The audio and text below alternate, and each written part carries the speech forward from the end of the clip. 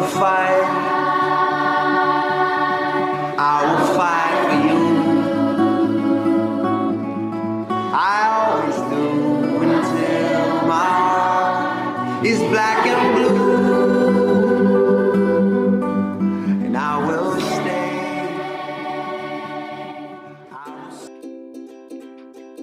Terima kasih Bang Gideon. Selain itu juga tadi ada beberapa yang disampaikan, salah satunya dari Pak Suhaimi Lebak Banten. Beliau berencana tahun 2021 akan membentuk pabrik pencacah plastik yang cukup besar. Jadi beliau ingin sekali bermitra dengan Montras. Terima kasih Pak Suhaimi untuk atensinya. Nah, kemudian nih dari Jamal NTB, kami dari Bank Sampah wilayah Nusa Tenggara Barat pernah buat kompos, tapi masalahnya adalah produksi biaya mahal, sedangkan penjualan kompos murah sekali. Bisa nggak kompos organik disubsidi dan dilobi ke pemerintah oleh Montras? Mungkin ini tadi yang disampaikan oleh Bang Gideon, bisa dengan menggunakan marketplace kita ya Bang? Montras itu pernah menampung dan sampai saat ini masih menampung, namanya EcoBrick. EcoBrick Montras itu mungkin tertinggi harganya di dunia. Kenapa? Saset-saset itu nggak ada harganya. Kalau dijual per kilo 200 perak paling tinggi yang pernah saya dengar. Ini kayaknya perlu juga dibuat namanya Dewan Sampah Nasional nih. Jadi orang itu berdasarkan produksi, store semuanya ke negara ini, ya negara ini yang ngelola gitu. Perlu juga ini kayaknya. Saya pikir. Jadi berapa premi orang itu membayar sampah kayaknya perlu diterapkan juga karena mereka kan udah men-charge ke konsumen itu. Ya, betul. Nah, maksud saya adalah dari sini, saset-saset ini yang paling banyak ke laut. Ini yang dimakan paus, ini yang dimakan hiu, mati-mati itu banyak itu ikan semuanya itu. Kan 20 orang ini dibuat lembaga bank sampahnya terdata dan diresmikan misalnya oleh kepala desanya. Maka akan dapat bantuan dari Dinas Tenaga Kerja itu 40 juta. Tolong digiatkan kawan-kawan pengelola bank sampah itu, yang pembina bank sampah itu membentuk setiap desa 20 orang itu turun itu. Dianggap bisa mengkaryakan orang lain. Saya dari Indramayu, Baman, Bu. Ya, selamat sore Pak Baman. Iya, saya tertarik dengan konsep Pak Gideon. Jadi sebetulnya yang diperlukan teman-teman di daerah itu kan adanya regulasi yang membantu teman-teman di daerah untuk melaksanakan kegiatan persampahan ini.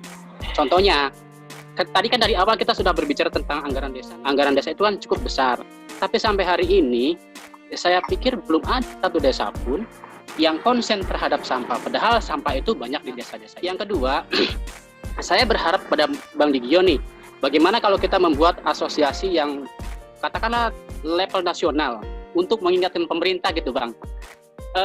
Karena sampai hari ini kita bicaranya sendiri-sendiri. Saya di Indramayu ini ada yang sudah menggunakan insinerator. Insinerator itu adalah pembakaran sampah. Sampahnya dibakar, kemudian asapnya dikondensasikan jadi uap, asap uap. Asap uapnya itu Bang Dion luar biasa itu untuk nyemprot tanaman pertanian tuh kayak padi. Lagi-lagi. Iya, pestisida organik. Lagi-lagi Pemda tidak tertarik, Bang. Saya Aos Firdaus dari Bank Sampah Balahanca di Kabupaten Karawang, Bu.